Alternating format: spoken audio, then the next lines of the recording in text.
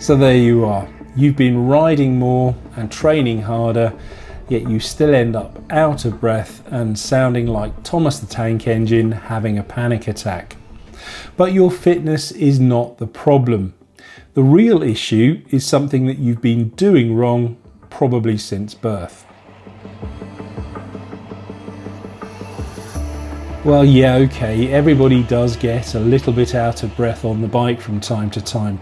But if you're sounding like a 90-year-old chain smoker while all your friends are breezily discussing last night's Netflix binge, well, yeah, it's a little bit suspicious. Of course, you could blame your age, your lack of fitness, or that suspiciously large bacon sandwich you had before the ride. But what if the truth was something very simple and perhaps a little bit weird? Today I'm going to show you why being breathless isn't necessarily about being unfit. I'll also look at what you might be doing wrong without even realizing it. Plus, I'll give you some tips on how to fix it without any fancy lab tests. The problem is actually shallow breathing, and trying to fuel your body using shallow breathing is a bit like trying to light a bonfire using 3 birthday cake candles and a soggy matchstick. Breathing is just one of those things that we do automatically, until of course we don't. Now I'm sure we've all been there. We've been riding along, feeling pretty good, the legs are pretty strong, and then suddenly, bam, you're gasping for breath like you're trying to climb Alpe d'Huez with a plastic bag on your head. And the worst part is that you're not even going that hard.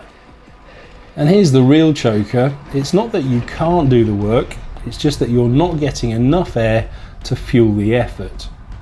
That's because most of us, myself included, only breathe from our chests.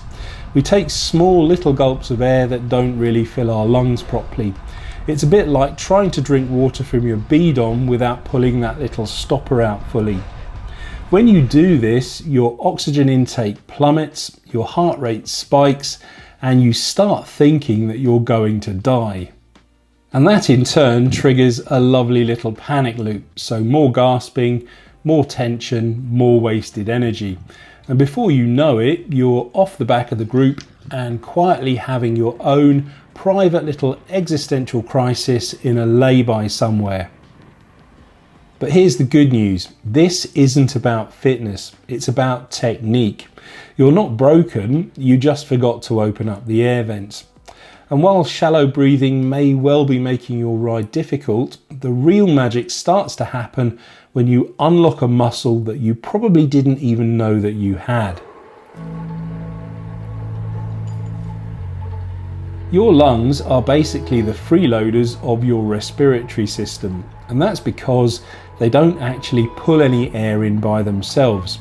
This job falls to the diaphragm, which is a dome-shaped muscle that sits underneath your ribs.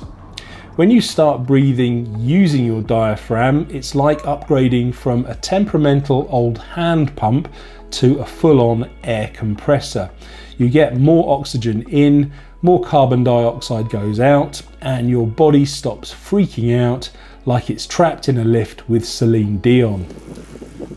The trouble is that many of us don't really use our diaphragms properly, and that's because, well, firstly, we haven't really been taught to breathe using our diaphragms, and secondly, in normal life we're trying to breathe as silently as possible, basically like we're trying to sneak out of a room or something. And then we hop on a bike and expect ourselves to become some kind of oxygen sucking machine. Yeah, it's not going to happen. So I suppose the burning question is, are you a shallow breather or a diaphragm breather? Well, here's a quick test to find out. Put one hand on your chest and one hand on your belly, and then take a deep breath. If your chest moves first, then obviously you're a chest breather. And if your belly moves first, then congratulations, you're already a diaphragm breather. The good news is that it's fairly easy to practice diaphragm breathing off the bike. So simply lay down and let your belly do all of the work. And then try and bring it with you when you get back on the bike, particularly when you're doing your longer efforts. Essentially, the calmer you can breathe, the more control you'll have, and the less likely you are to feel like you're gasping for air when you finish your ride.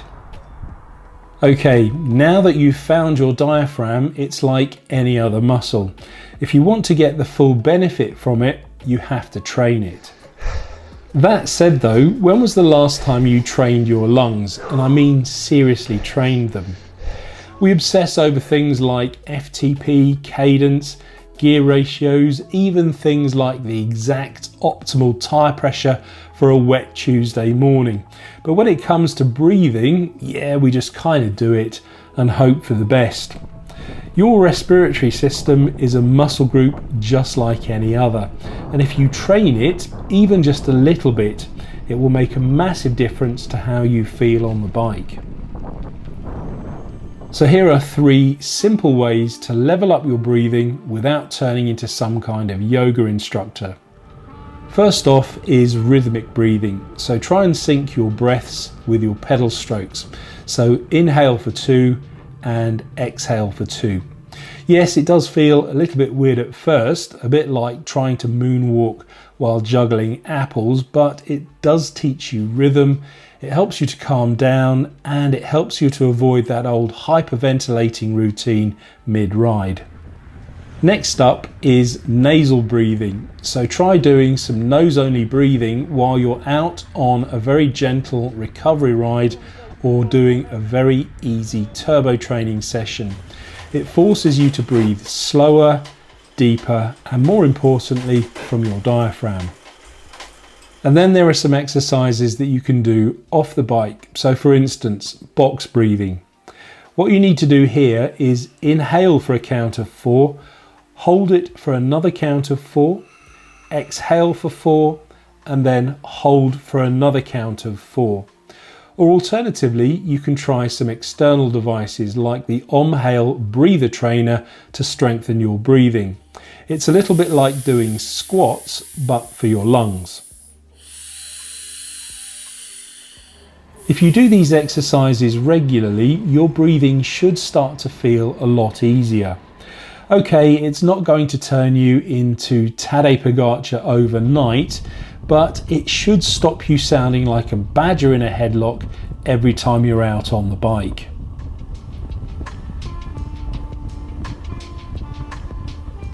Now, the best part of this training is that you don't have to be perfect to feel the benefits.